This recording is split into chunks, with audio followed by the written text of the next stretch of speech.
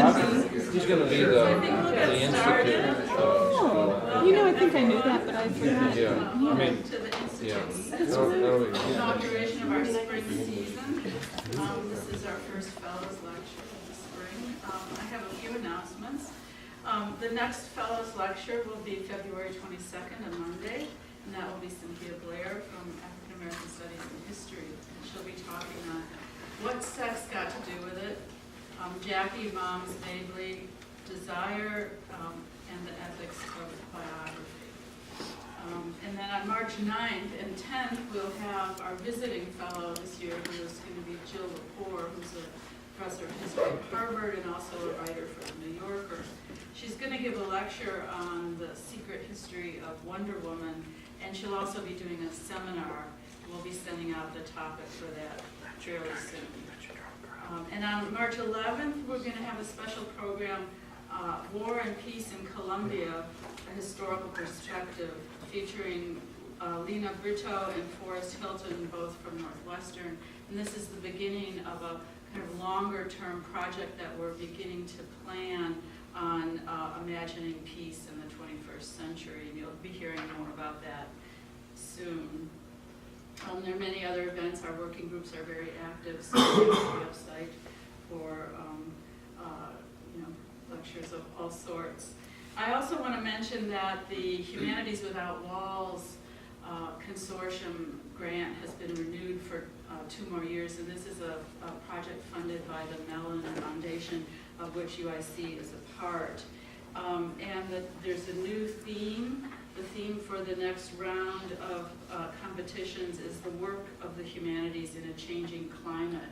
And this is a really interesting topic because, or challenge, because they mean climate in the literal sense of the humanities and the environment, but also in terms of climate and change in a much broader view as well. And so the call for collaborative projects is going to go out this spring. The deadline will be in October, and you can see more about this on our website. But it's a really great opportunity to put together some innovative and exciting new humanities-based projects with colleagues in other universities. So with that, I'd like to ask John Monahan, head of the Department of Anthropology, to introduce our speaker today. Thanks, Sue. Well, it's a really great pleasure to be able to do this with Trini. Trini is a assistant professor at the Department of Anthropology. She received her BA at Bennington College, where she majored in social sciences and theater. She received an MA from McGill University in political science, and she received her PhD from us in 2009. Now, as a grad student, I hung out at the University of Michigan for a while, and I was always impressed by the fact that they treated the graduate students there as colleagues right from the get-go. Well, we try to do that in our department too, and sometimes they actually do become your colleague. I've known Trini now for must be more than 10 years, and always followed her career with interest. I had the opportunity of serving on her dissertation committee. Mark Whitby was her chair. She did a wonderful piece of ethnographic work. It's been turned into a book. It's coming out next year at SUNY. It's the Dancing Ladies book. I always think about it. It's a wonderful title.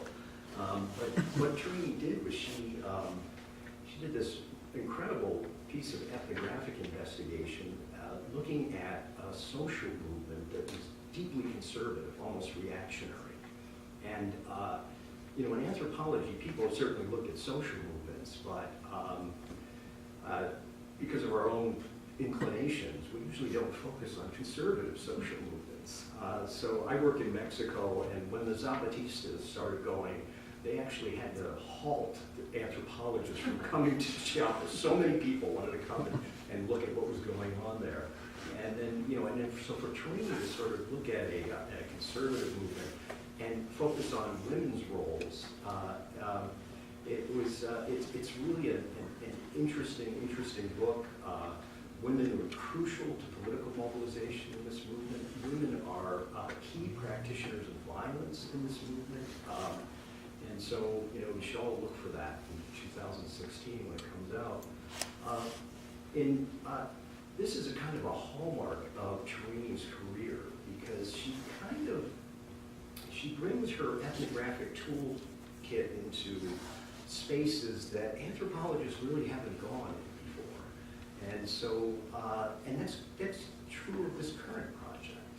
In fact, we were just joking about it, that it's one of those projects that, you know, it's kind of a hitch, it's there in plain sight, but nobody's really looked at it. And this is, you know, this taxi trade in post-colonial city. And so nobody's really, in anthropology anyway, nobody's really looked at this at this topic, and that's one of the reasons why it's so exciting. And she's also taken a little bit of a different approach from her previous work in that she's making historical arguments also about this taxi trade, where her Dancing Ladies book was really focused on sort of just synchronic ethnographic study. So now she's bringing in a lot of historical research, although today she's mostly going to talk about the ethnographic part of the project. So I could go on and on about Tarini and her wonderful accomplishments. And you know, people say, oh, you know, you hired one of your own, isn't that you know, it's kind of incestuous. But you know, Tarini took a pay cut to come with us. She was at the University of Chicago, director. You were deputy director, or is it yeah? So she actually had to take a pay cut to come to UIC. And you know, I go on leave, and right away she has outside job offers, right? So you know, we're really lucky to be able to have her with us and keep her. And she's made enormous contributions to our department. So, without further ado, I'll turn the floor over to Tarini. Thank you. Thanks so much. Thank you all for coming. Thank you to Linda and to Sue for actually all the work that you've done at the Humanities Institute. And this is really a gift, actually, to be able to have a fellowship like this. My fellow fellows are all in a row back there. And you know, this is a really important fellowship, a really important piece of time, I think, to be able to think through manuscripts and projects in a collaborative but also solitary manner. So thank you very much for this. It's really been a wonderful year so far, and I hope, I see that, you know, this has really helped a great deal with giving me the time to think through my project. So those of you who are here to hear about passengers, because everybody has sat in a taxi at some point. I always get really angry people writing my reviews when I apply for grants and things like that, saying this is a whole lot of rubbish. When I sat in a taxi in, you know, Ho Chi Minh City, this is what happened. Or when I sat in a taxi in Mumbai, this is what happened. So this is all rubbish. Anyway, so I just want to make sure if you're here to hear about the passenger experience, you are not going to hear anything. This talk and the whole project is actually based on sort of the labor and governance sides of the taxi trade in the city of Mumbai. And many people will have questions. People always have questions about things like Uber and all of this. We can certainly talk about those because I've actually now spent quite a lot of time with Uber in Silicon Valley last year and with Uber in Mumbai, and I'm actually trying to drive for Uber in Chicago, and it's actually a very interesting experience, you know, working with this tech firm who has no real vested or stakes in the transport industry at all. All they're trying to do is, you know, we can talk about that. The project, this talk will not focus on Uber until the very end. So, taking a clue from some of the workshops that we did last semester with my colleagues here, I'm actually going to start off, everybody felt that they wanted to hear more about the more contemporary stuff rather than the historical things, so I'm going to focus largely on that. So I sat on the floor of the taxi driver Rahim's house, where I had been living for several months with Rahim and his large extended family. Rahim limped despondently past the bright curtain that shaded the dark front room of his two-room house in a very small Mumbai settlement on a rainy July evening. With him, a profound sadness floated in to hang heavily over all of us, much heavier than the violent monsoon that battered against the tin roof. Padmini mari gayi, he said, softly in Gujarati. My Padmini has been killed. Padmini refers to this particular brand of car that's associated with Bombay's taxi industry and has been for most of the post-colonial period. It's also called a Kali Pili, so called because of its black and yellow color. Black is Kali, Pili is yellow. Rahim lay down and spoke rather sadly to the dusty fan circling above his head. My taxi has been cut into many pieces, but my heart is broken into many more. Indeed, it felt like we were there to offer condolences for a loss in the family. Taxi drivers, car mechanics, and the two young boys who watched the taxis in this taxi driving community either sat solemnly on the floor or stood in the small doorway in sympathetic silence, looking out very sadly onto the empty sliver of pavement where Rahim had parked his Kali Pili for 25 years. These young men relied so much on the daily cash that Rahim and other drivers gave him for scrubbing, shining, repairing, tuning, and upgrading the Padmini. Rahim had actually returned this evening from the Motor Vehicles Department, which was the state's main licensing and regulatory body, and he had been forced to retire his old taxi because it no longer complied with new regulations on age. Rahim's youngest son Syed, who drove the same car for the evening shift, and his brother-in-law, who drove it on Fridays, complained in anger. All these years, the Regional Transport Office dalals, or the middlemen, they were our friends. They took our bribes and gave the car a passing certificate. Now all of a sudden they're trying to enforce the law. What is the real age of this car? We have fixed the body of the car, we have fixed the inside of the car, it has a new engine, it has new taillights, new brakes, but now they have decided it's too old because it looks old and has no place in a new Mumbai. They want us to either buy new cars to join these fleet companies or join Uber or Ola Cabs, which is the Indian equivalent of Uber. Where will I get the money to buy a new car? And besides, after being a public servant all my life, who wants to become a ghulam, a slave of the private sector? What happens to workers?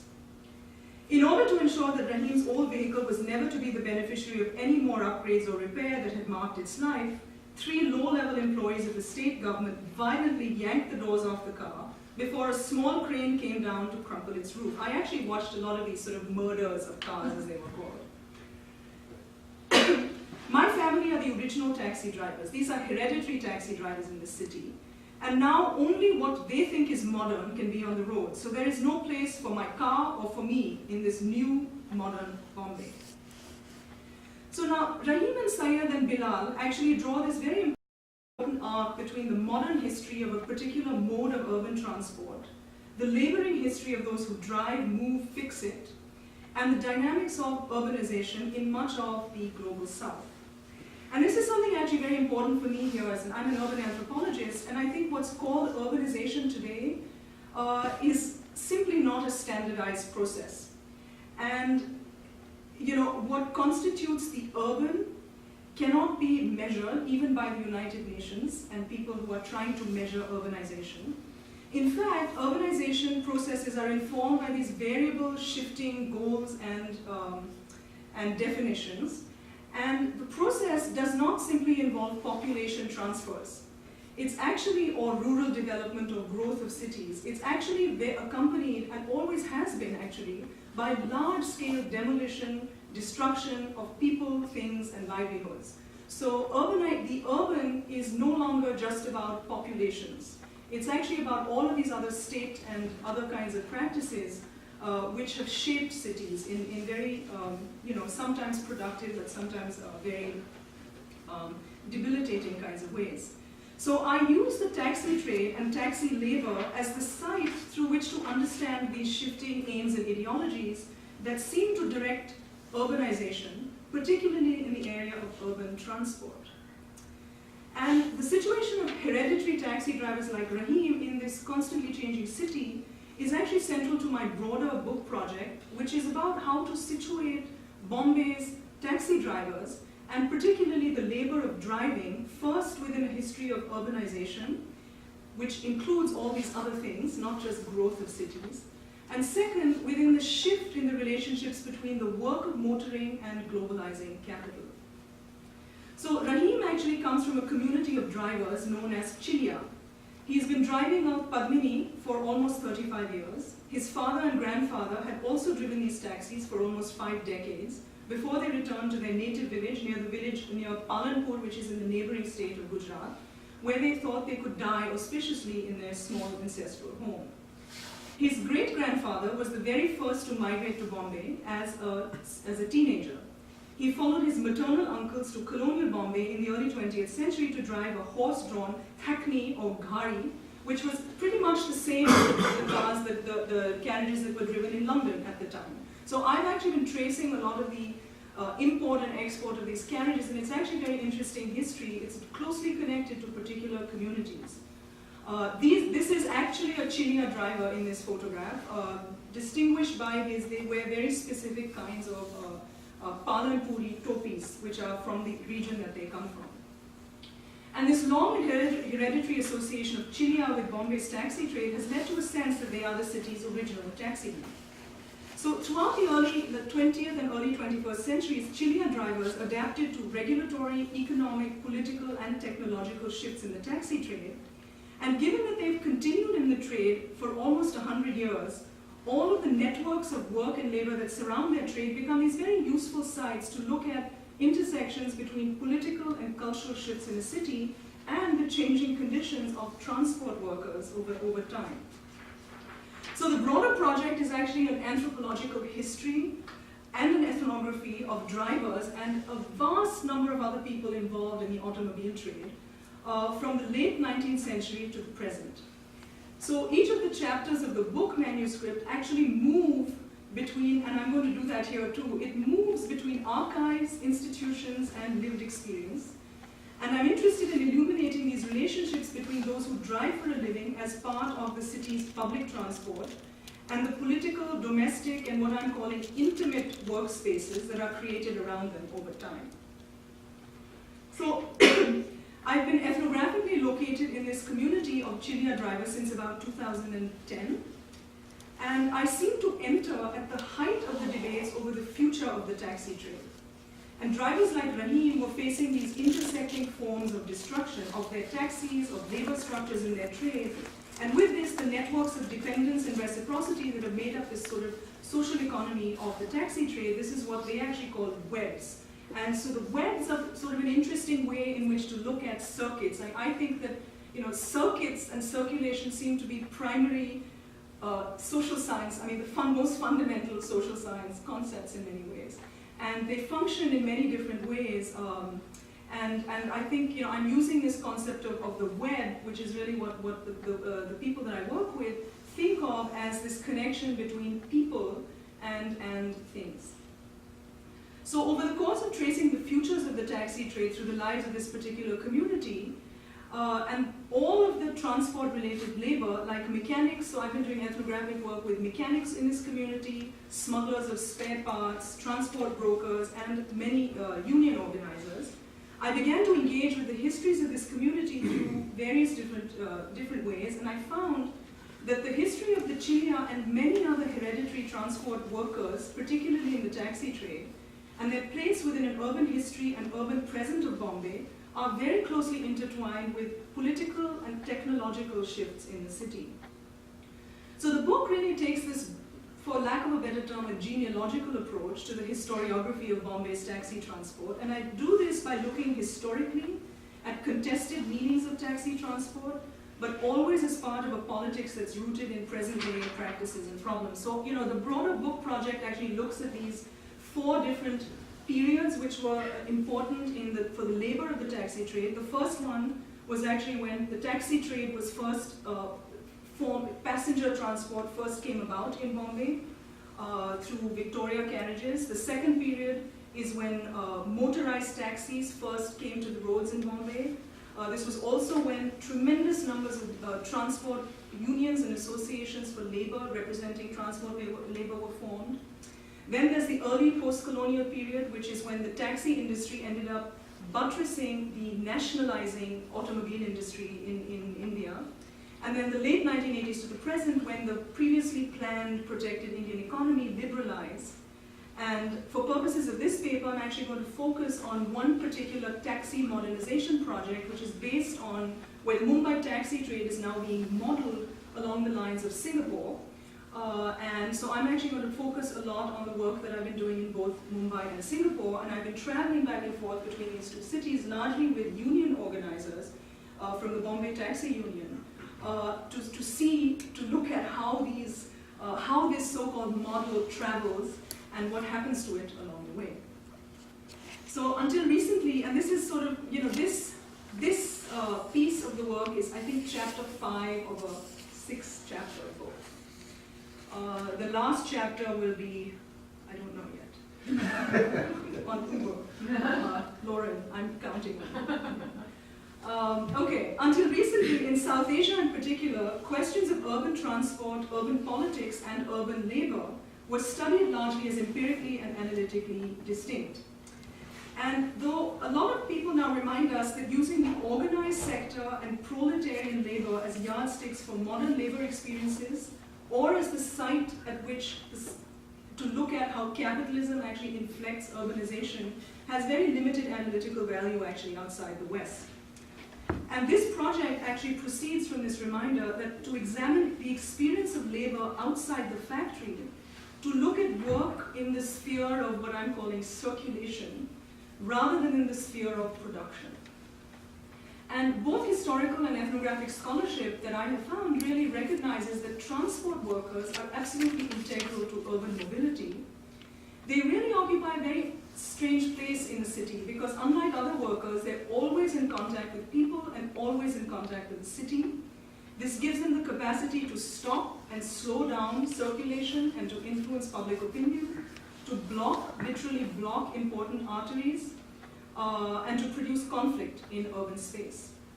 So this has often made transport workers much more vulnerable to state force, and at other times much better positioned to actually negotiate and often directly combat the face of the state, such as the police and transport authorities. And the police are all over the place when it comes to taxis in Mumbai. And there's a very interesting relationship. Most of the police, there's both a supportive and a disdainful kind of relationship between taxi drivers and cops. I have actually done quite a lot of work on police archives, and it's actually very interesting historically to look at the ways in which police write up, taxi infringements and how some of them get cancelled out. And most of the time, when a taximan gets a ticket, he will just tell the policeman, he's not just throwing it in the trash, he says it's going in the gutter.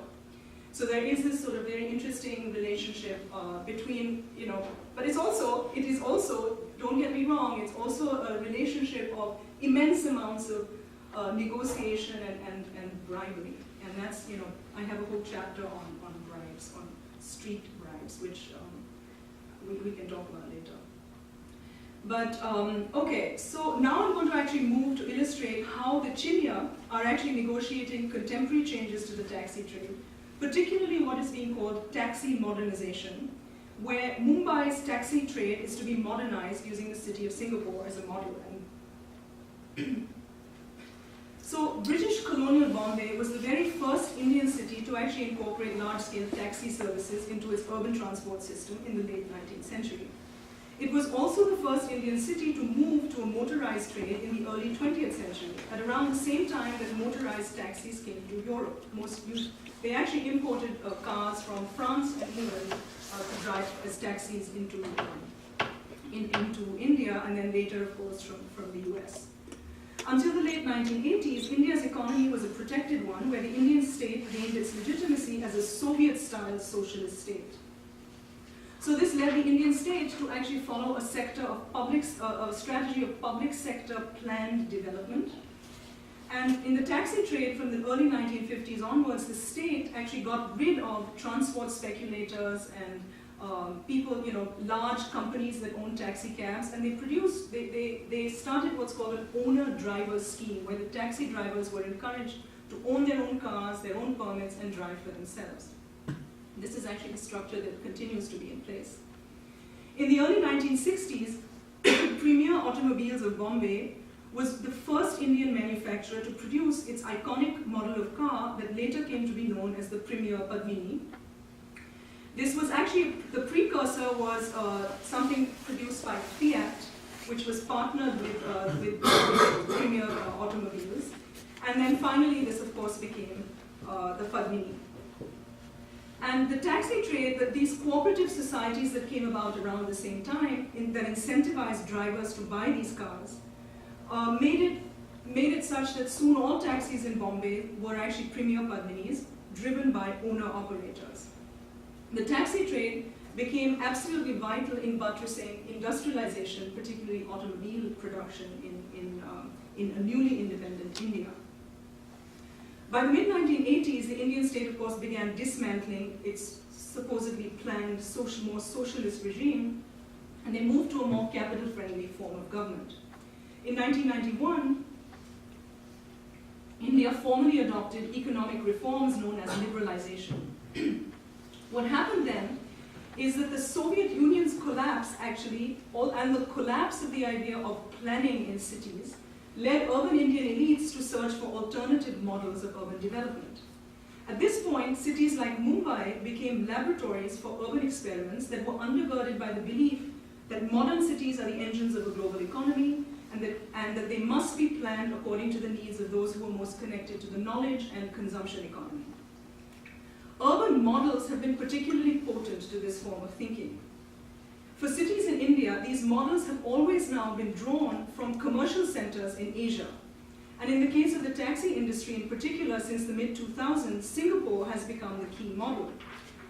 So what I'm calling this sort of South-South or trans-Asian or intra-Asian travel has become incredibly important to the mobility of ideas and global forces in India, and it produced all kinds of new ways in which people engage with politics.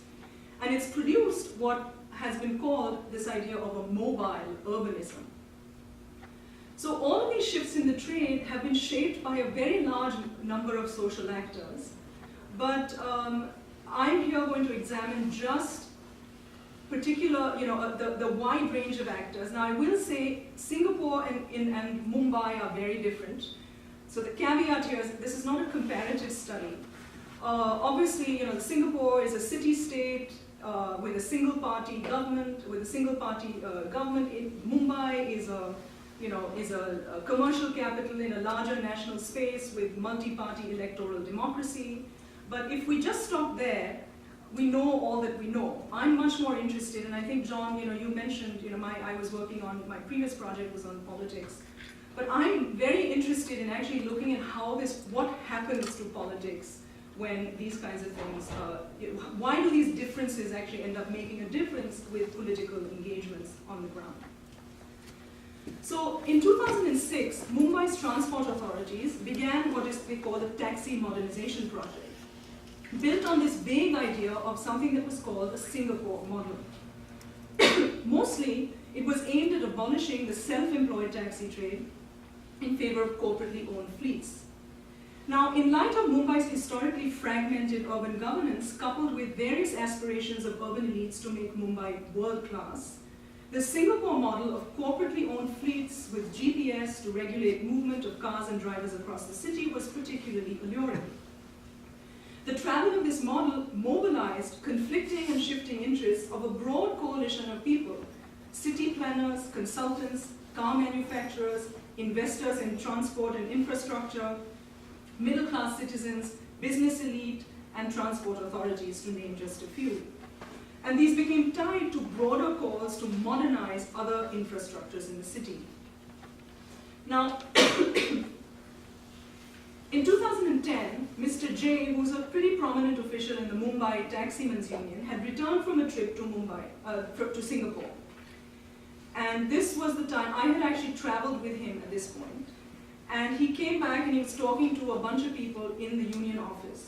His first charge was actually to learn about Singapore's successful taxi liberalization initiative. His second was to convince Mumbai's drivers that Singapore's model was replicable. Mr. J was a long-time labor organizer who had been involved in other labor movements in the city, particularly in the textile industry. He had thoroughly enjoyed the sightseeing and learning about Singapore's trade union movement.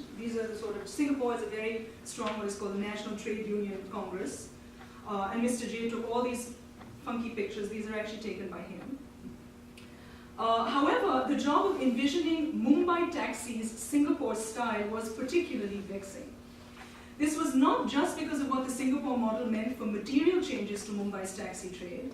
No doubt, material shifts are vital and entail several mandates, like phasing out the Padmini, mandates on how long an old taxi can be driven, shift from an owner-operator taxi trade to one based on taxi fleets, etc., etc. But for Mr. J, he admitted that most problematic for him were the effects on the structures of motoring labor. And he came back determined to fight the Singapore model because its adoption would fundamentally alter aspects of Mumbai's self-employed taxi trade. Important, of course, here is capacity to move around autonomously, and particularly the social networks or the webs of people involved, mechanics, police, drivers, permitting agents, in a trade that has been structured around a very close-knit kin and ethnic group structure for almost a century. So when Mr. J declares who wants to become a slave to a private company, he pretty much also, he highlights the potential autonomy of, loss of autonomy of taxi drivers, not simply over their cars, but also over their motoring time and their embedded structures of obligation, reciprocity, and social control. Now, Mr. J and others in the Mumbai Taximen's Union are very important voices in confronting the Singapore model. The Taximen's Union, which was founded in the 1960s by George Fernandez, who was a very famous labor or trade union leader in Mumbai, it's basically, because it's an owner-operator trade, the taxi union has, all it really has done is, the primary function is to connect taxi drivers to financing and permitting kinds of things in the trade. So the union, at best, actually only commands very, very limited kinds of allegiance.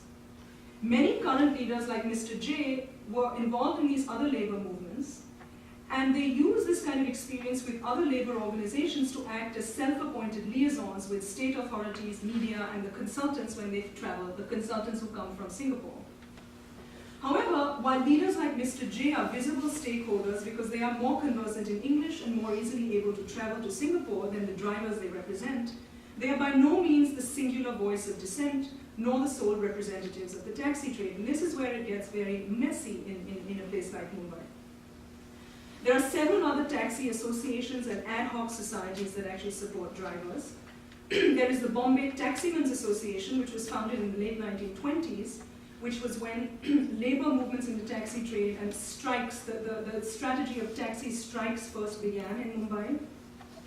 Many drivers that I worked with actually prefer the council of the association rather than the union, because they often see the union colluding with the government precisely because its leaders, like Mr. J, have traveled to Singapore, and because very few union leaders actually remain taxi drivers themselves. Now, while leaders from the association and the union collaborate on occasion, generally they function independently.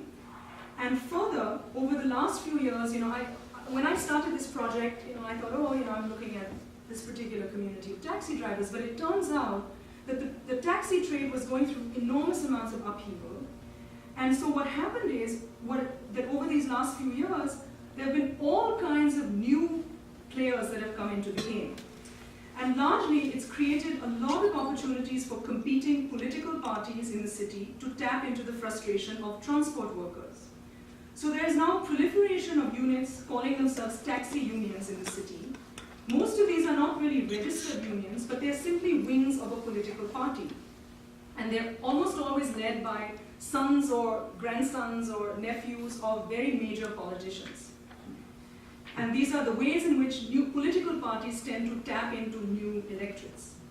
So the taxi drivers will shift their allegiance among these various players, and it's very common for them to constantly reclassify tactics according to the leaders in these unions. So there is what they call, those who speak Hindi or Marathi, there is what they call the Moochhad Union, which is the mustached union, which refers to the Mumbai Taximen's Union and is led by a leader who has an enormous mustache. And in fact, then there is what is called the Todphod Union, or the breaking and damaging union, that damages and breaks things around the city. And it's led by the son of a very prominent politician from the Congress party. Then there is what they call the Marathi Union, which is led by a nativist political party, the Maharashtra Nav Nirman Sena. and is trying to preserve taxi permits and the taxi trade just for the local Marathi-speaking population. Then there is what is called the nominally good union, which also happens to represent other workers like street hawkers and auto rickshaw drivers, but is also led by the son of a rather contentious political party from a political party called the National Congress Party, or the NCP. So the landscape is bewilderingly chaotic and shifting for these transport workers in terms of their representation, and this affects how they respond to the proposed changes or models of the taxi trade. Also, there are, to complicate matters even further, there are various motoring communities organized around ethnic, religious, and linguistic lines. The people I've been working with are one, that are just as fundamental in confronting this Singapore model. Many of these communities have conflicting claims depending on their social and political positions within the city. Religious, ethnic, and linguistic differences are very, very important to the functioning of dissent and power in contemporary Mumbai. And all of these divisions are actually very vital to who gets included and who gets excluded by taxi modernization. So given these broad and conflicting modes of engagement, I'm trying to really look here at the idea of mimicry, and yes, for those of you who are Nasir, this is sort of a Homi Bhabha concept, right?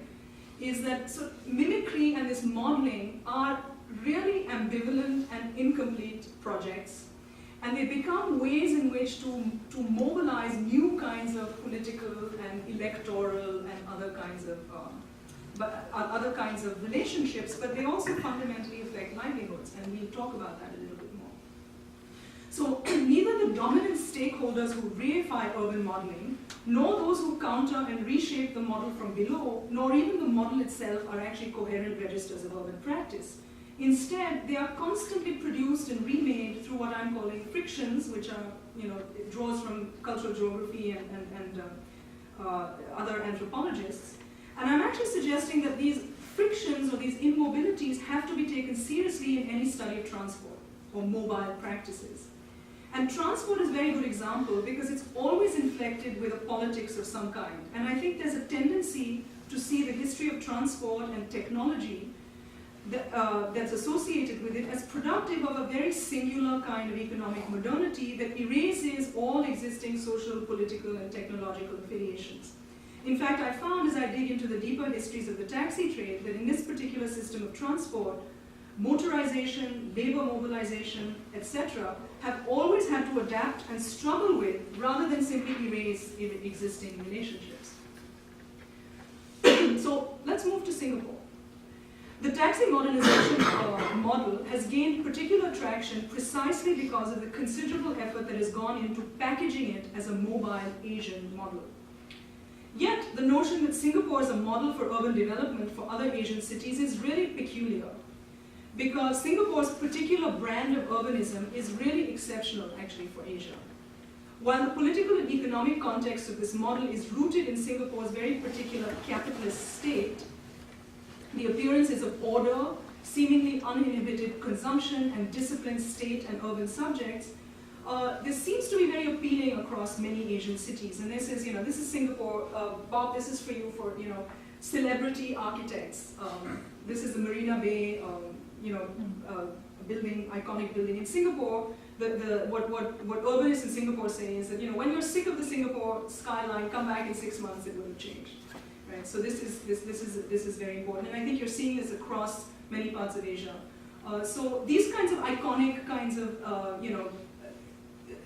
images that seem to be tied to a consumption and highly hyper-capitalist economy are very appealing. And practices of these mimicry and modeling emerge as various actors in cities like Mumbai struggle over how their cities relate to the regional, national, and perhaps global spaces that they occupy. So there's a poet who writes a lot of poems about taxis, and he's actually written a poem called The Singapore Taxis that begins with the words, "To understand the state of the state in Singapore, take a taxi." And describing Singapore's taxi drivers as both observers and subjects of the state, this author actually touches on something very vital for those who drive for a living. That is that the taxi trade is actually one of the most regulated and policed trades in the world. Even the so-called gypsy cabs, pirate taxis, these are heavily policed. It's in fact the most dangerous profession in the world, I gather. Much more dangerous than even police and law enforcement. I think in the US, per 100,000, taxi drivers face 4 times higher rate of homicide as victims of homicide than anyone else, any other profession. And they are highly vilified, and that's the interesting thing. They're extremely vilified workers. Everybody has a nasty taxi story about how they were ripped off, or they had an accident, or the taxi driver was dirty and didn't do this and didn't do that. But unlike other risky professions, which actually get a great deal of respect, some of the current problems with police notwithstanding. So what's known as the liberalization of the taxi industry in Singapore began in 2003. And it was part of a longer set of regulations of traffic and transport that began in the early 1990s. Singapore set up this regulatory body called the Singapore Land Transport Authority in 1995. And this body is actually charged with all kinds of regulations and enforcing heavy taxes on vehicle ownership. So in Singapore, you actually first have to buy the right to own a car, and then you buy the right to have a registration, and then you buy the car. So the price of a car actually ends up being 4 times the actual cost of the artifact itself. So this conjunction of new regulations, regulatory bodies, and costs meant that drivers in Singapore could no longer afford to purchase their own cars. And the regulation that a taxi be scrapped after 8 years meant that drivers had the added burden of incurring these financial investments over the course of their motoring careers. So taxi liberalization efforts coalesced around these various dimensions of regulatory practice and forced drivers to retire their cars and join these large fleet companies. Today, taxis on Singapore's roads are owned by 6 fleet companies.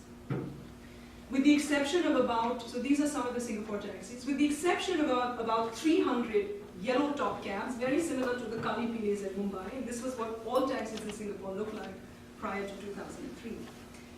So the largest fleets, Comfort and City Cabs, belong to a company called Comfort Delgro. Comfort Delgro is a publicly held company. However, Singapore's drivers are well aware that Comfort Delgro is linked to another company called Temasek, which is the country's largest holding and investment company. The biggest shareholder in Temasek is the Singapore state. Comfort Delgro's corporate leaders sit on the board of Temasek, and Ho Ching, the wife of Singapore's current Prime Minister, is Temasek's CEO. So it's very common for drivers in these fleets to actually say, oh, I actually work for the Singapore government. And when I mentioned this rather bewildered sort of fashion to one of the spokespeople for the National Taxi Association there, she said, oh, they want to be seen as public servants. They actually work for the private sector. But it's a very interesting, the public and the private in Singapore is very complicated. A third fleet with major market share, which is called SMRT, is also controlled by Temasek. And SMRT owns almost all the other public infrastructure and public transport in Singapore, such as trains and buses. So Singapore's taxi industry is clearly connected to other domains of what has been called state capitalism. And the Singapore state was obviously the biggest beneficiary of forcing drivers out of the owner-operated into the fleet taxi trade. So the same, a lot of the people that I hung out with were members of the National Taxi Association. And one of the men there said he was very clear about the intersections between regulation, governance of mobile labor, and capitalist entrepreneurialism. And he often said, listen, having fleets means that the government just deals with 6 companies. Taxi drivers are individuals. It's difficult to deal with individuals. Besides, if a driver has to pay the lease for his car, rather than own it, he has to actually go out and look for work. He cannot be lazy. Every morning he has to set out to make money. Really, pure capitalism is good for enterprising drivers. So while Singapore's efforts at building this world-class city are intertwined with nation and state-building projects and this production of enterprising citizens, urban thinking obviously played out interestingly differently in Mumbai, even though as this model traveled. When India's planned economy liberalized in 1991, urban planning and thinking were very significantly impacted by this shift. And planning for new modes of transport and infrastructure were very important here. And Mumbai's taxi modernization, because they couldn't look for any other way to try and solve the taxi problem, they started to look elsewhere. And the initial call was for the state government. The state government actually said, oh, old cars must replace the older, new cars must replace the older Kalipinis. And this was also, of course, encouraged by car manufacturers trying to tap into the taxi market. Under pressure from urban elite groups and investors in taxi fleets, the state government started with this call to modernize cars and regulate and rationalize roads, but then they soon expanded to efforts to formalize and manage motoring labor. They encouraged drivers to learn English, receive etiquette training, and wear standardized uniforms, and so they started to fashion labor to conform to very particular ideas of an ordered city. And these were tied to other initiatives focused on visions for Mumbai's future and led by international consultants, and of course, Asian cities were always referred to as models. Now, it's quite easy to see why Singapore's meticulously engineered transport systems are evocative. And Singapore has had undisputable achievements in transport, but these map onto these anxieties of urban planners, states, and investors in Indian cities. And so it becomes a very credible model. And this is the important thing, is that models emanating only travel, that they emanate from somewhere, but they only travel if they are actually marked as credible. And when so marked, they gain followers, and the circulation of the model then becomes stimulated precisely because it represents both ideological and pragmatic possibility. So taxi modernization efforts become the site here at which several strains of urban struggle come together around ethics, aesthetics, and discipline. And while there is considerable amount of urban envy in Mumbai, for most drivers and stakeholders in Singapore, the envy is actually very oddly reversed. So a few months after the Mr. J, who works for the Mumbai Taxi Union, came back from Singapore, trainer consultants associated with Singapore's transport planning traveled to Mumbai to give recommendations on how the city could move from an owner-operated to a fleet taxi trade. Mr. Ayn, who became quite a good friend of mine, was one of these officials, and when he came back to Singapore, he said, they have different problems in Mumbai. They don't need our problems. Their drivers are more independent than ours. We cannot be any examples for them. I think I'm going to recommend that we can learn something from Mumbai. So it became quite clear from conversations with all of these men that these urban planning models, insofar as they become proxies for the travel of dominant capitalist imaginaries, always encounter their limits. Even the people who are actually tasked with circulating these models have very little faith in their effectiveness. But what does happen is these new political and cultural formations grow in and around these imaginations, while existing and embedded formations actually shift and change. And let me just talk, I'm going to move now to this community of drivers that I've been working with to talk about how this located example, this Singapore model becomes this located example of how things get translated and understood. So Pathanbari is the place I've been working in, which is a neighborhood of working class Muslims in northern Mumbai. And here there are hundreds and hundreds of Chilia families, and those involved in auxiliary services such as spare parts, car washing, car lubricants, and things like that. And they actually come, the Chilia that I work with come from a region in the princely state of Gujarat, an area called Palanpur, and until the 20th century, many worked in the stables of the royal family of Palanpur, and then they took their knowledge of horses and entered Bombay's transport trade as drivers of horse-drawn Victorias before they ended up moving to motorized taxis. And the needs of this horse-drawn trade actually manifested spatially, so people who, because they needed lots of extended family to help look after the horses, residential communities grew out of the trade, and these actually persist even today. When Chilia drivers moved to motorized taxis, those who had originally serviced the carriages and looked after the horses started spare parts businesses, tire shops, and other kinds of workshops.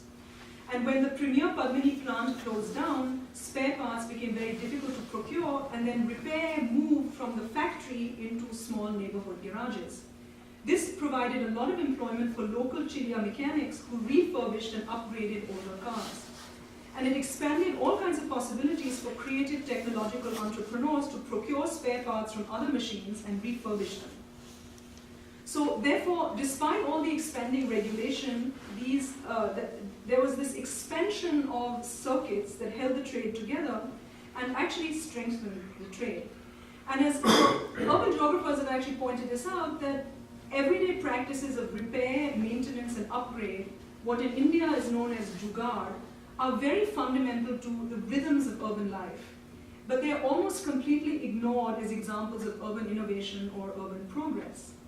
And indeed, Chilia communities are actually, their practices of repair and tinkering and all of these kinds of things are very critical to Mumbai's taxi trade, but also to the topography of the city.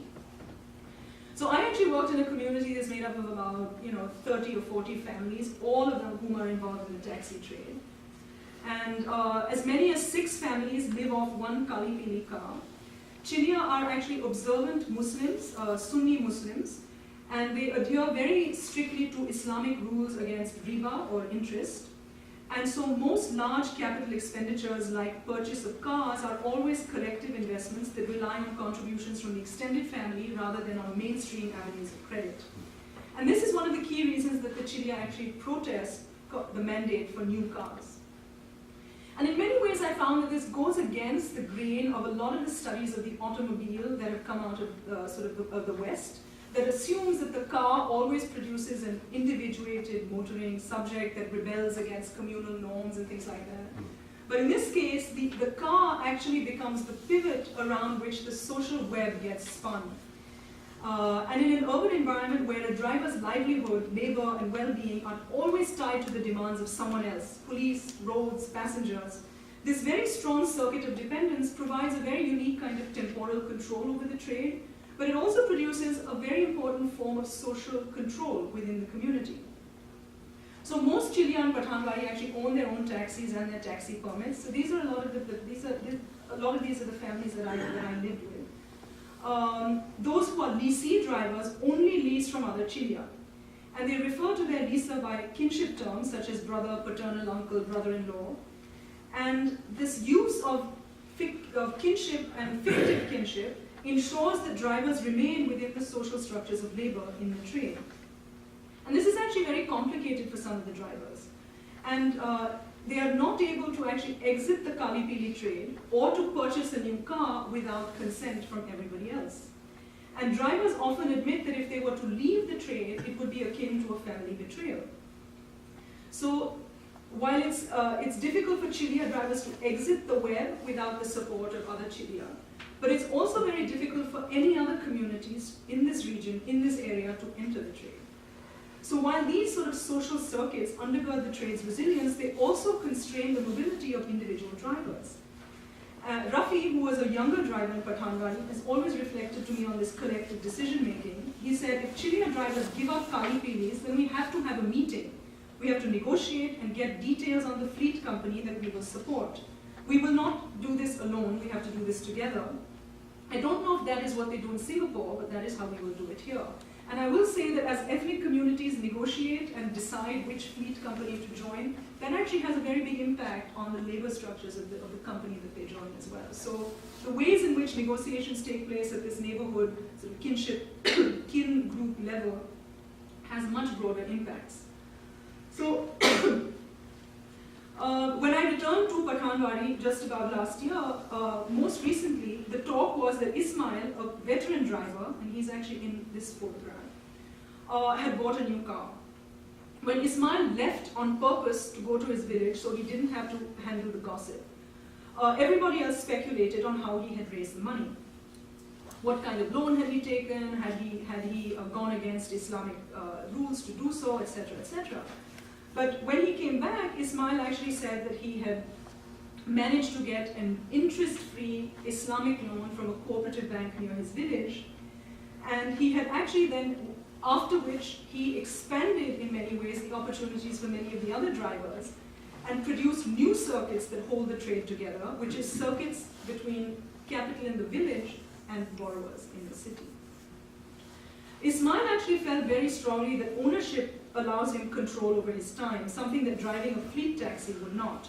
And loss of control over time and its connection to loss of unmonitored movement is a very significant loss experienced by Singapore's drivers. Many Singapore drivers who know about Mumbai's taxi modernization project that actually said they were envious of Mumbai drivers because new regulations in Singapore now require fleet companies to make sure that all their drivers cover minimum distances during particular hours of the day, all monitored through GPS and GPRS. And this has heavily influenced drivers' conceptions of themselves as autonomous workers, which is very important for transport workers because they really are a very important category of labor, largely because they have always had a lot more autonomy over their time. So, speaking of Mumbai's drivers, many of Singapore's drivers would often bring up in their own union meetings, resentfully, Mumbai has freedom, we do not. Why don't you tell the Singapore Land Transport Authority that we can learn something from Mumbai instead?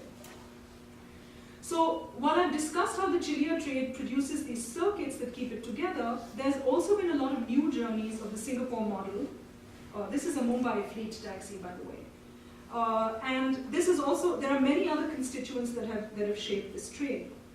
For example, the union leader we met at the beginning admitted to me that he and other union representatives had returned from Singapore with a resolve to preserve the freedom they saw eroding for Singapore's drivers. So both drivers and the unions are fighting to keep the owner-operator structure in place, even if it is complemented by some fleet taxis. So it appears that they're on the same side. However, union leaders would often say to me that they actually wanted to keep drivers from joining private companies to protect the union from competition for drivers' allegiance.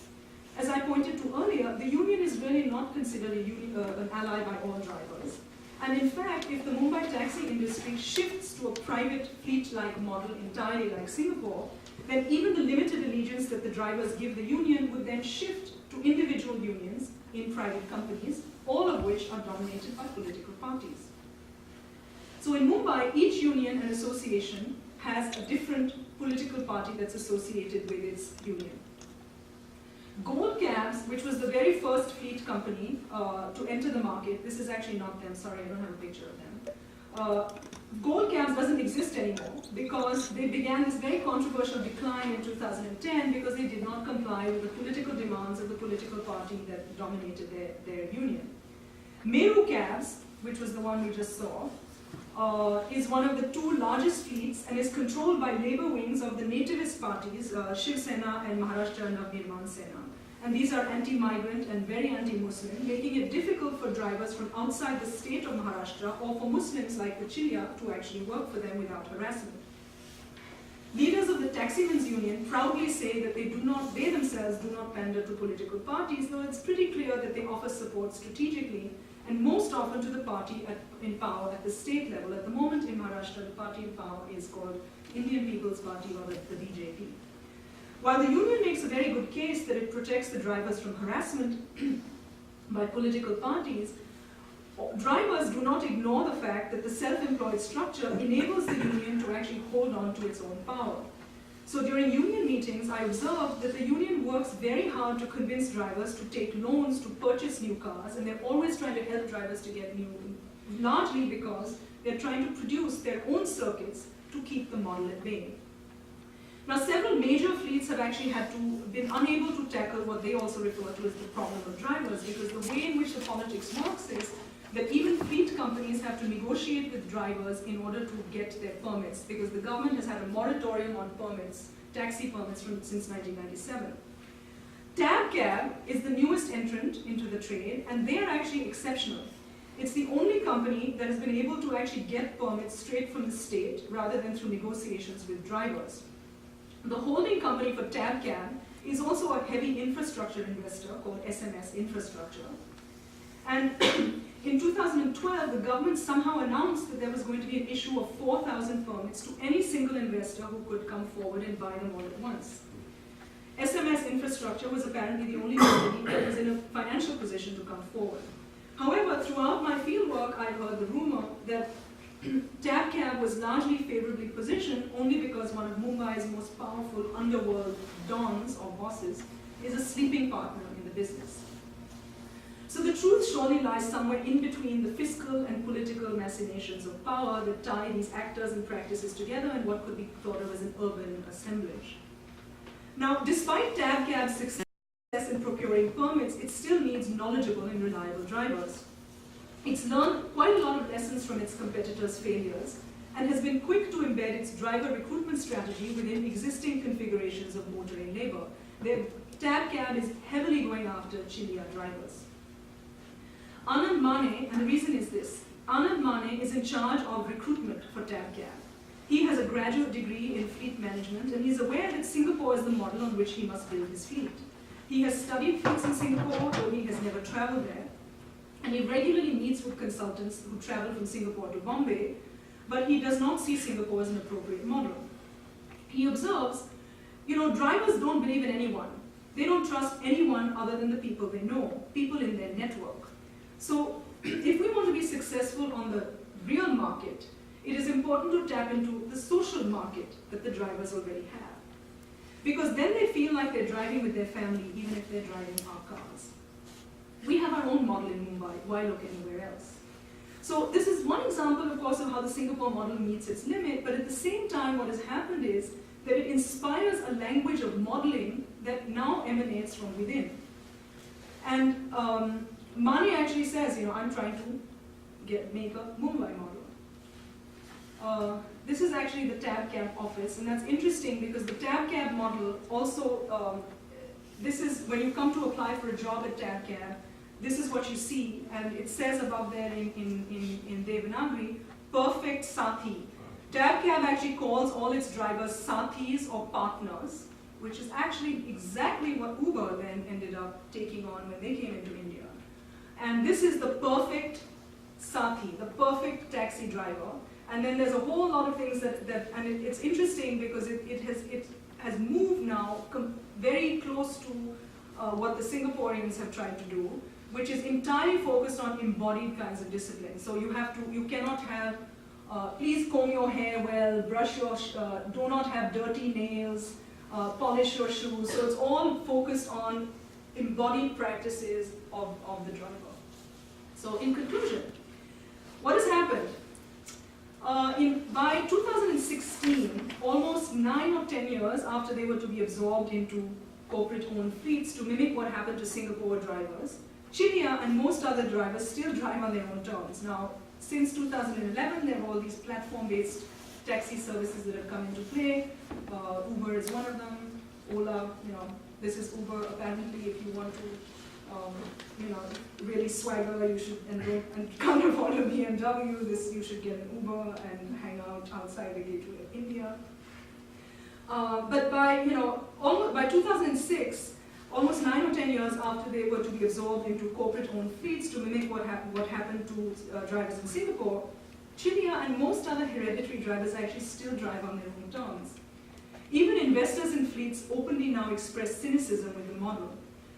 One venture capitalist who was heavily invested in a fleet company said rather resignedly, "It's too difficult now for us to develop anything with people.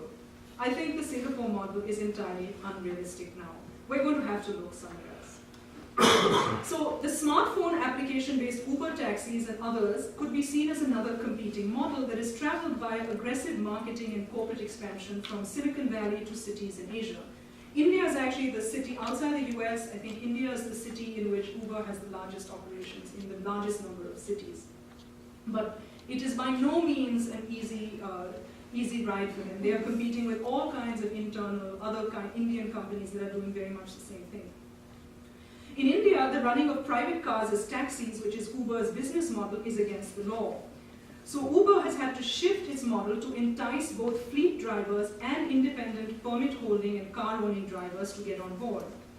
However, in India, also low use of smartphones on which Uber's application operates, along with several other challenges, has also caused a lot of problems. The 2014 rape of a female passenger by an Uber driver in New Delhi resulted in the temporary banning of these services across the country. By 2015, they were allowed back on the roads in most cities, but controversies continue. And interestingly, what has happened is that Uber's entry has, of course, created solidarities, even if fleeting, between drivers of fleet taxis and Kalipilis who were originally opposed, but now together oppose the entrance of Uber-style taxis. And of course, Uber has created all kinds of riots and protests across the world over the last year and a half now. And so what they are now doing is they are opposing or confronting these kinds of taxis that depend on technological rather than social circuits.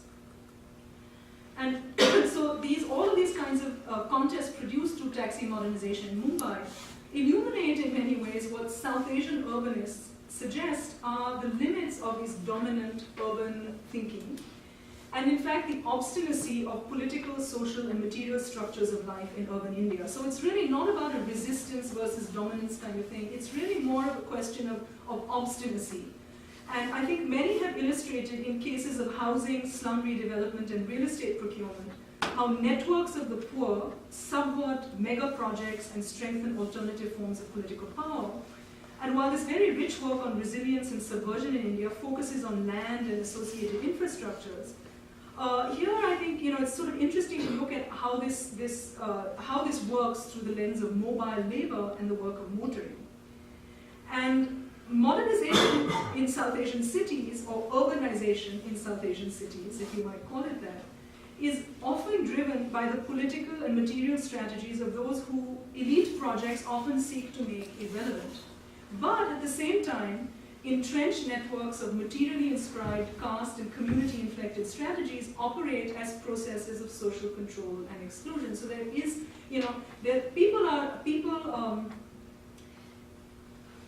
and I think that this is really at the heart of this project, is to suggest or to explore how people who do not always agree still can shape certain kinds of urban change. In Pathanwadi, these kinds of frictions remain resources or obstinacy, remain resources of claim making on the state and the private sector, and they continue to shape the future of driving for Chilia. Bilal, for example, who again is a veteran driver in Pathanwadi, had returned one evening from a meeting between transport officials, union leaders, and drivers, and he spoke to everybody, shared his thoughts on the meeting.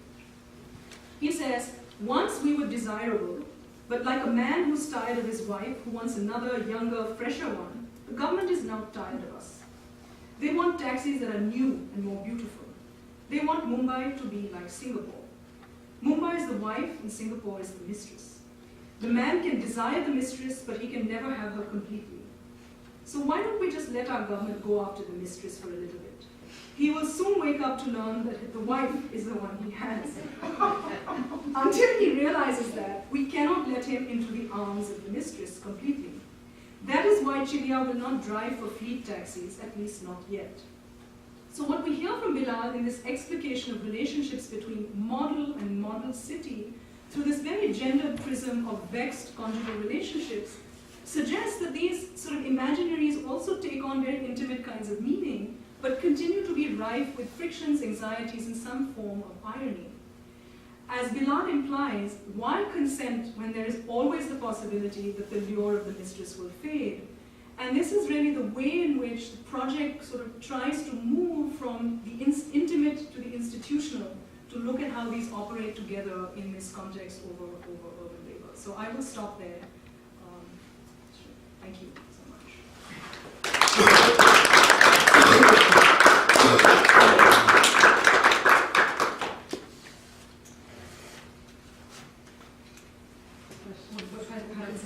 Okay, for questions. I'm wondering if you looked at all, or if you have thoughts on the introduction of these specific fleets that are either owned and operated by women for women passengers, or LGBT owned and operated for LGBT passengers, and kind of how that is coming into this space. Because my understanding of it is that's less of a business venture and more of a statement of creating space for marginalized groups in public spaces and kind of creating safe spaces, less so than it is a form of labor primarily. Mm-hmm. Yeah, so I mean, of course, there are a lot of these sort of niche fleet companies that are run by women. But the interesting thing is that I actually have not worked with them. I've encountered them quite a bit. But what I will say is that even those, they are still business models, and they are also some of those, like Priyadarshini cabs and things like that, are actually owned by very, very prominent politicians, and they become ways in which politicians try to, maybe I'm just too, maybe I'm seeing things that probably are not there. But even those are actually very structured around, very important and very normative ideas about bodies, right? I mean, I don't know, you probably have much more experience because you're looking at these kinds of things much more closely in Bombay. But yeah, so the women, they still can't go out, those cabs don't run after 7 o'clock at night, and so they have all these things that, women can't go out in a cab after 7 p.m., which, things like public transport, like trains and things actually make much more possible. So I don't know. I mean, those also come and go. So I'm not sure. I mean, I think, and that's, to me, and that's been sort of the absolute delight of working on a project like this for so long, is that it is an incredibly volatile industry. And there's all kinds of things, coming, and, a lot of people say to me, like when I've applied for grants, for example, I will get a call and say, oh, this is too many people. And I say, well, the fact is that the reality is I'm actually located in a place which is constantly encountering all of these different things every day, right? So it's a very vast terrain in many ways of ethnographic interlocutors. So it's very hard, and they're all working, they all encounter each other on a very regular basis. But it's hard to say what will happen, but something continues to happen, right? And I think that that's what I found with this sort of a project, is that it's such a volatile industry, and it's happening all over the world now. I spent some time in China, very similar kinds of things in China also has all these competing taxi firms and taxi companies that are competing with the local, competing with the transnational. So I think that this is happening everywhere in places where mobility has become this, new mantra. I was just curious if the different groups of taxi drivers or the different companies divide up the market in different ways. So do certain groups of consumers, say, or riders, go for one or the other, or do the taxi drivers target certain groups to work with as opposed to, say, others? Right, so this is sort of the interesting thing. The fleet taxi, in Mumbai, the taxi has always been a hailed taxi. If you can just walk out on the street and call a cab.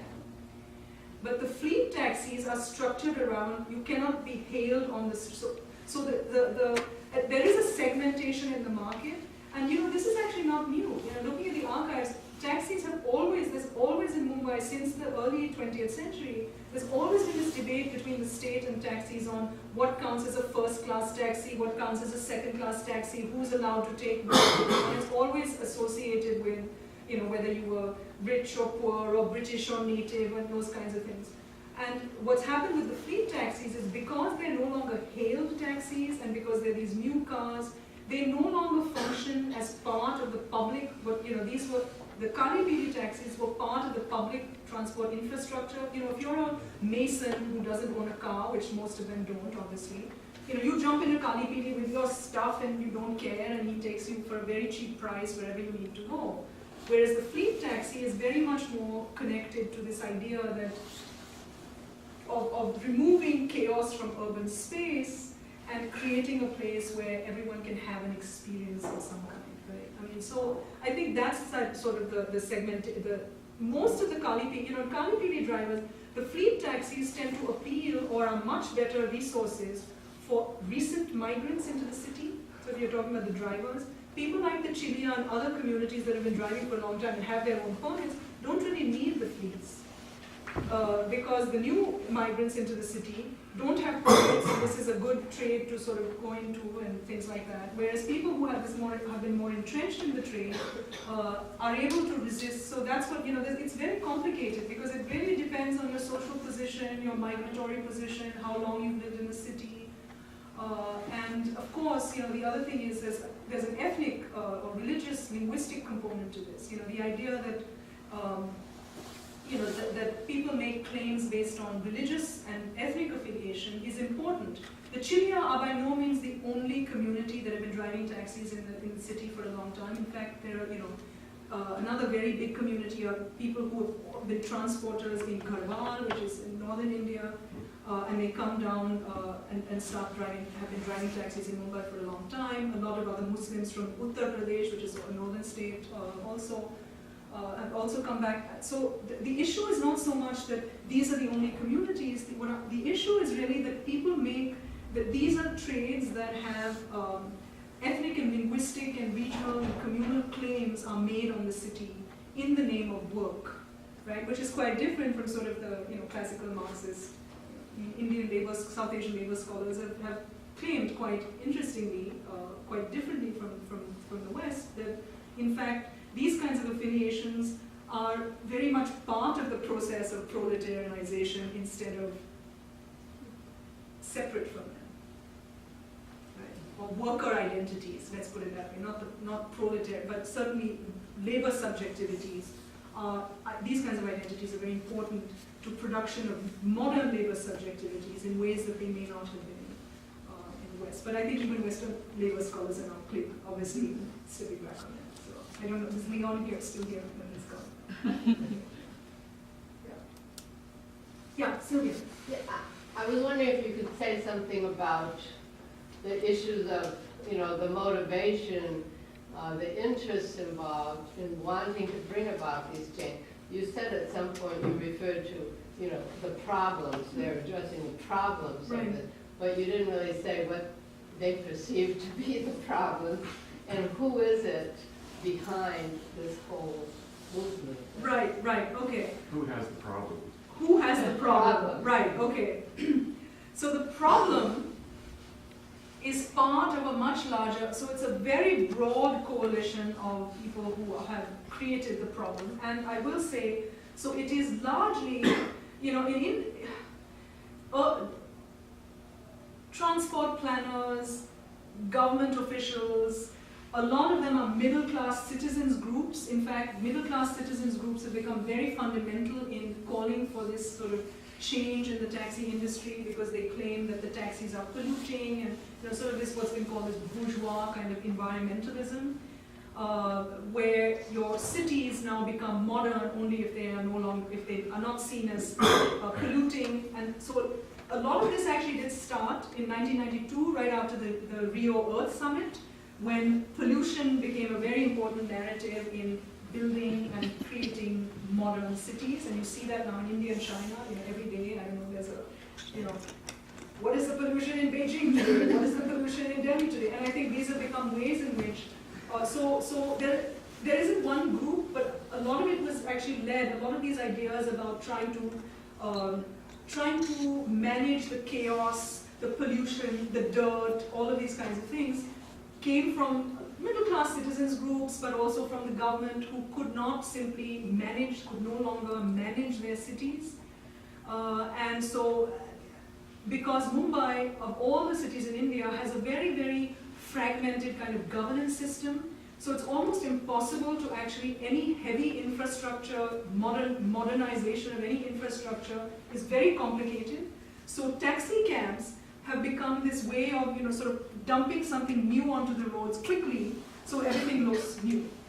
So a lot of it comes from other desires to work on other kinds of big infrastructures which have been associated with globalization and development and modernization. And Mumbai has a crumbling infrastructure. And I think that taxis, because of their association with roads and traffic, became at some point central to this debate over how do we do anything about our roads? Oh, well, taxis are messing everything up. How do we do anything about our traffic? Oh, taxis are taking up all this space on the road.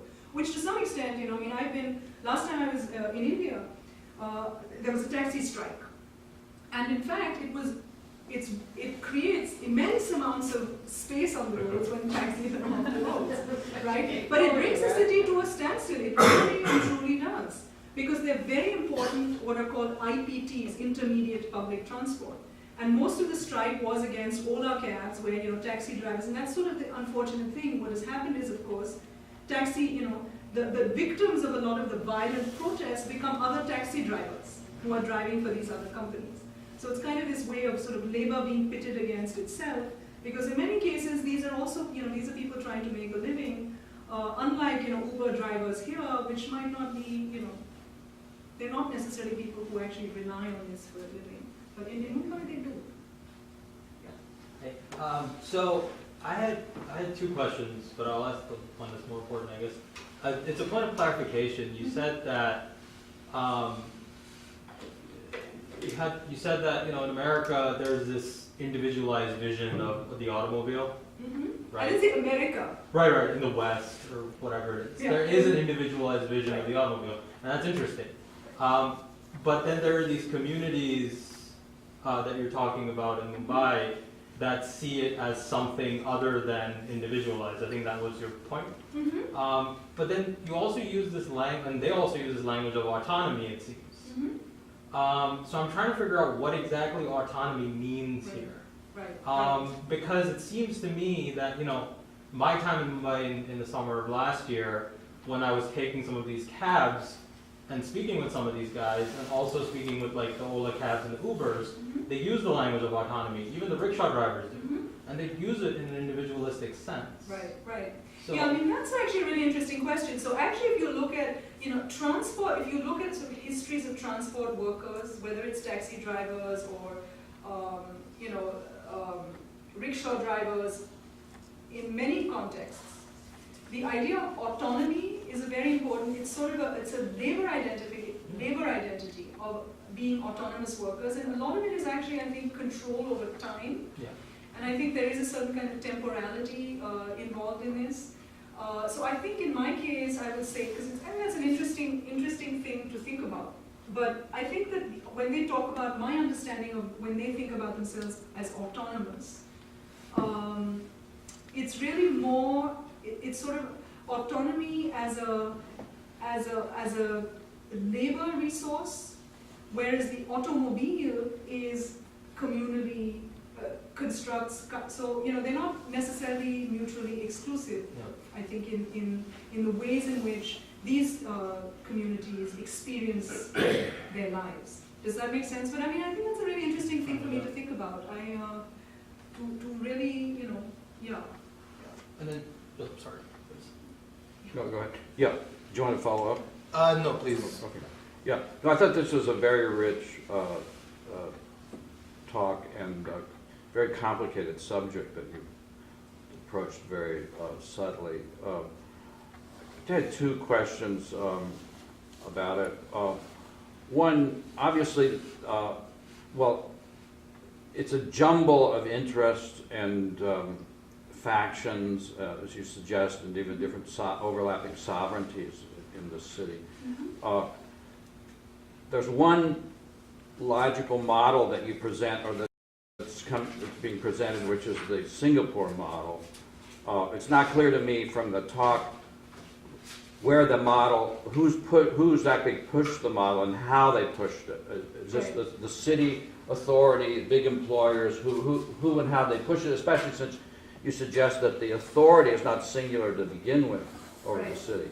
But then what I'm wondering about the model or the vision is what other coherent models, if any, other visions are actually being proposed, coming out of the unions or anybody else, other political parties.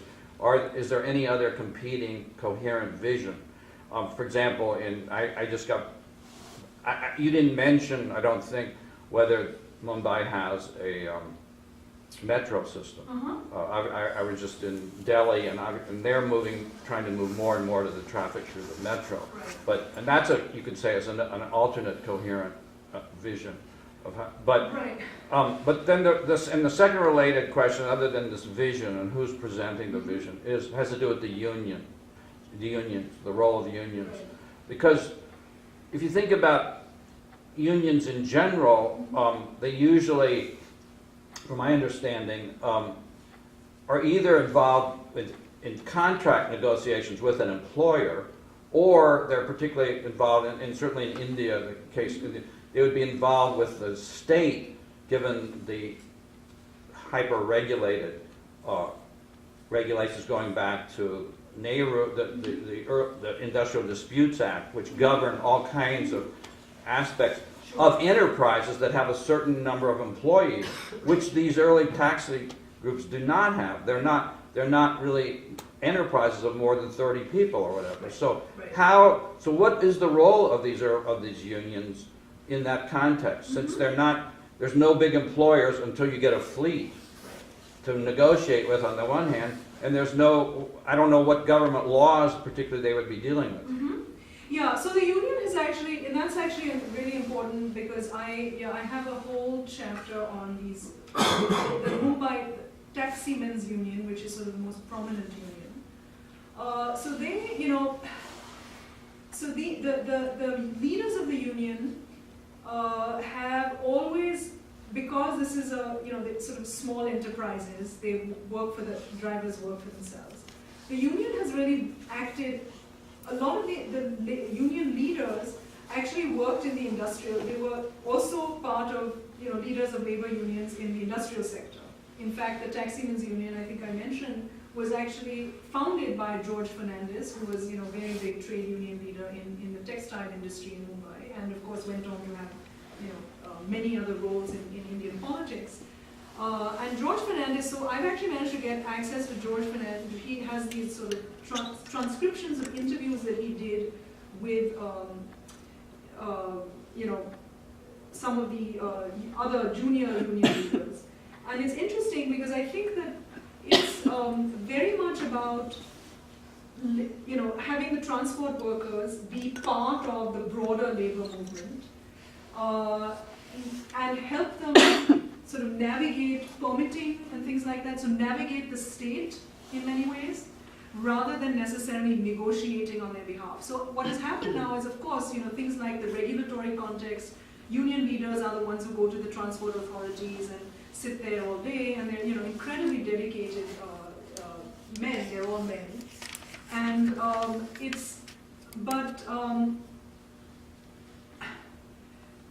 in terms of actual, there isn't really like a contract that they can negotiate over. They sort of just push the state on various different things. For the taxi industry, of course, for the rest of the labor, more organized labor, definitely so the union occupies a very complicated place.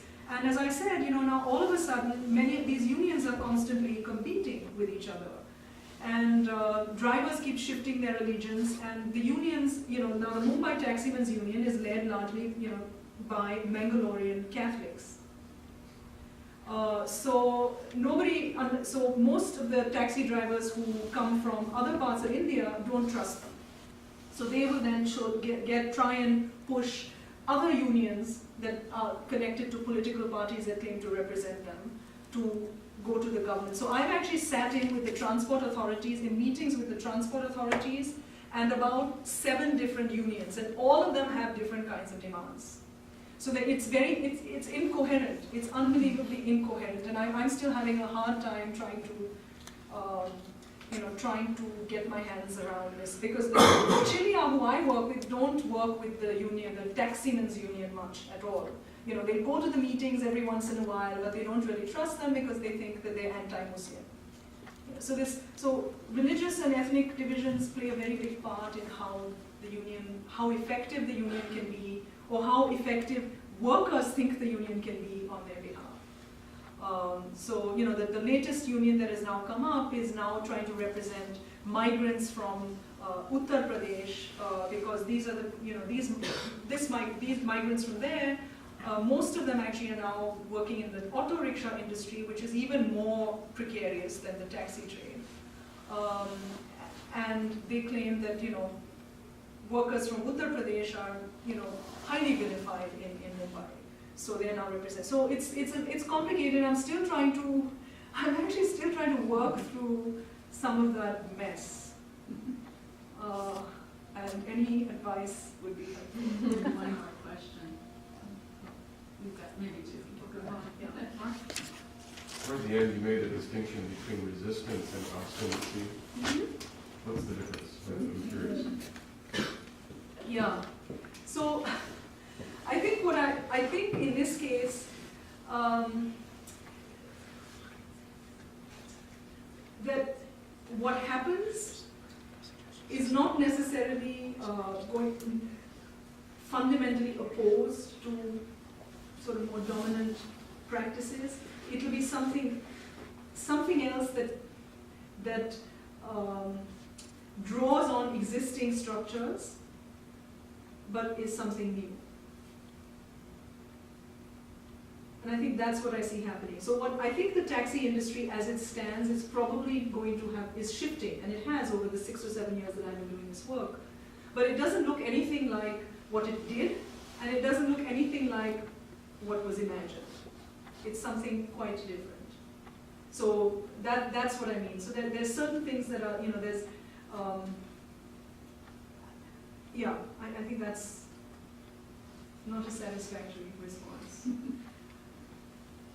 Because there's collusion. Often people, often they will collude with each other, and often there's a lot of. It's not always disagreement. So different groups don't always agree, and they don't always disagree, which is nothing new for anthropologists. I mean, I think we see that all the time. But how this trade gets shaped is actually a product of being obstinate, rather than necessarily being outright resistant. One more.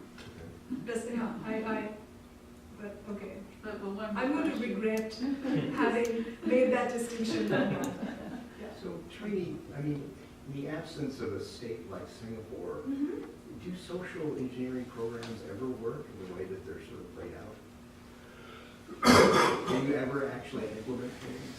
Right. I mean, lots of things get lots of you things can get implement implemented. them, but do they Yeah, so the thing in Singapore is, the interesting thing in Singapore is there is something called the Civil Services College in Singapore, which actually trains urban planners.